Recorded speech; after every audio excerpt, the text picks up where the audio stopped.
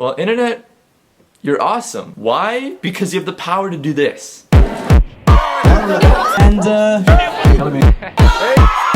Is all good up there? It's great. I'm very excited as well.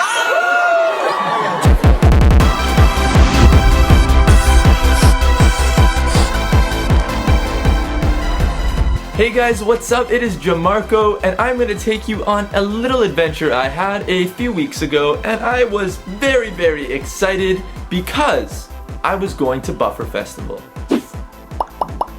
And if you don't know what Buffer Festival is, it is a film festival for web video. It was one of the coolest experiences of my year so far. It was all these internet content creators gathered together to celebrate YouTube content, and it was beautiful. I got to meet many of the YouTubers and content creators that I watch myself, and it was really exciting. The festival was a 3-day festival from October 17th to October 19th. And I attended the first 2 days with my friend David. If you don't know who David is, he runs an awesome little YouTube channel called It's David Schuler. I will stick the links in the description down there, go check him out. We actually used to create a lot of YouTube content together almost 5 years ago. It was us two on a Buffer Festival adventure. This is how Buffer Festival works. You buy tickets for the different screenings you want to see, and the screenings are held by different content creators. And then on the Saturday, they have the red carpet event, which is the gala. So, very early Friday morning, me and David hopped into his car to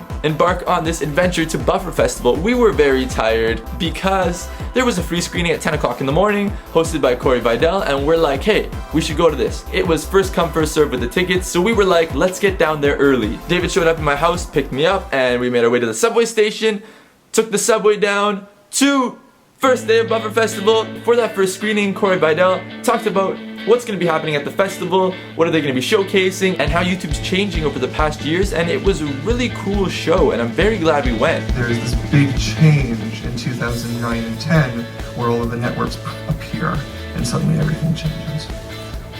But it made YouTube a very legitimate site, and it allowed professional people to get involved in YouTube, and allowed a lot of professional content creation, a lot of sponsorship opportunities, and we are proving to the public, to traditional media, to the press, that people are willing to come out and watch YouTube videos in a theater. We think that's really cool. It's something we really believe in, and it's very different from other YouTube events like VidCon or Playlist Live because it's not a convention. It is a film festival. And during the day, we got to talk to Corey Vidal. Just say hi because we met him actually at DigiTour 2012, a couple years ago. He's also the founder of Buffer Festival. Him and the Apprentice A team did a great job. So after that, me and David had 6 hours to do whatever we wanted to do because our next screening was in the afternoon. I think we're just gonna wander and film cool stuff for other videos before our next screening, where we're gonna go see Jack and Finn of Jack's Gap. So you ready for that? Yeah.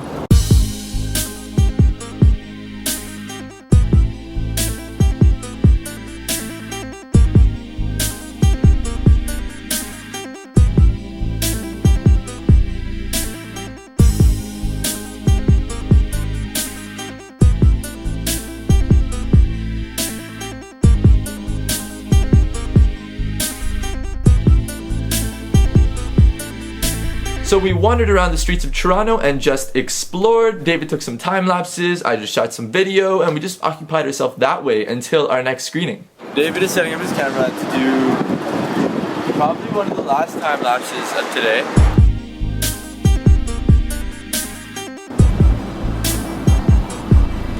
It is definitely gonna rain because you can feel it. You can feel it in the air. So hopefully it doesn't rain on us because we still gotta get back to the TIFF Belt Lightbox. So we'll see.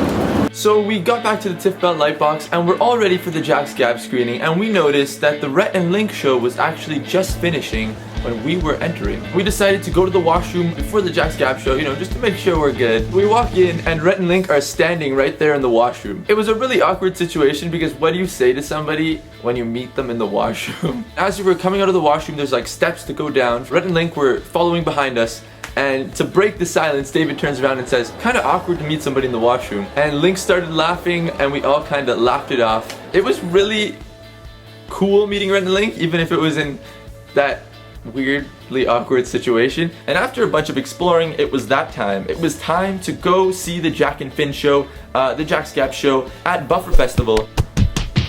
Took our seat and just watched the Jack's Gap show. I would really recommend just to do, like I mentioned earlier, what you're passionate about, something original that hasn't been done before. Again, that's certainly our aim now, is to do something we haven't seen before online, to do something that could be a complete failure, or people could hate it, or like that documentary, not in it.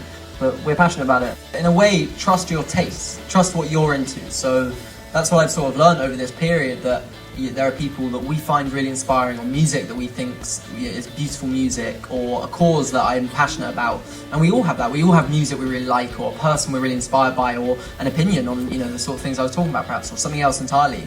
And trust that, trust your judgment, you know, and communicate that. I suppose I feel proud when a video has a response, when it evokes a response. You know, if someone's like, oh, or like, or they say a nice comment, or they've gone and done something. Someone said earlier they started filmmaking, and that makes me super proud. That's super exciting to be able to inspire someone. I suppose that's a really satisfying feeling. You were sitting in a movie theater watching creators' content with the content creators sitting with you, and it was really awesome. I felt like it was a really involved atmosphere. The content creators would show their work, and they would answer some questions about what we just watched, and then at the end they did a great big Q&A. And my sleeping bag is shot out the window because it creates a suction.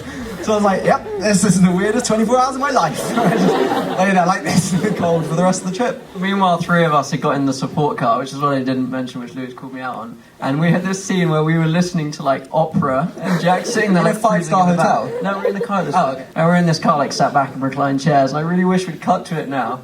And there wasn't there a moment where he started smoking a cigarette because he only had one arm, he had to go no-handed and asked Jack to kind of light it for him. It's good. And I recommend it. So basically, go to India, yeah. No, I think that's that. I think we should wrap, but I didn't realise these guys were up here. Thank you guys. Thank you to every single person who bothered to buy a ticket, come down and listen to us moan on and watch our content. Enjoy the rest of Buffer Festival.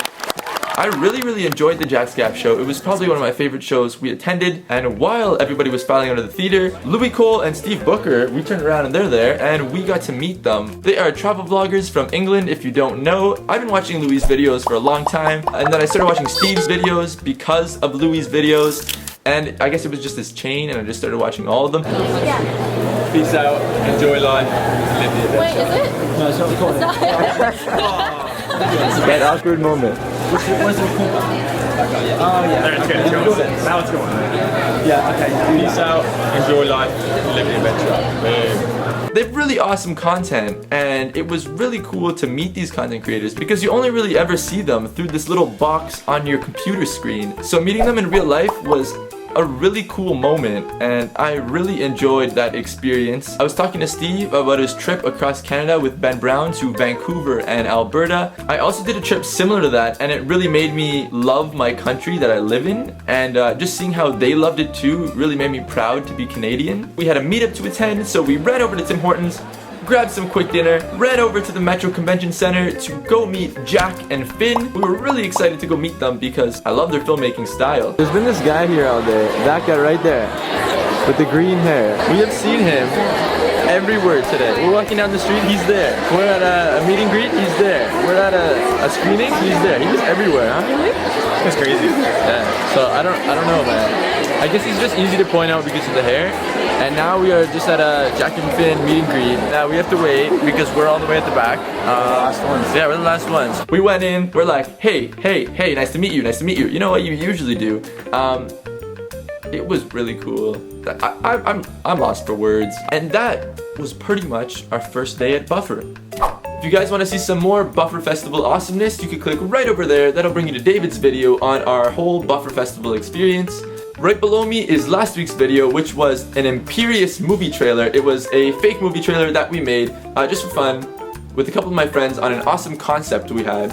And right down there in the bottom corner is my video from 2 weeks ago. It was the Boston, New York City adventure. I really loved how that one came out, and I'm really proud of it. So go check out the videos below, and I will talk to you guys soon. Bye.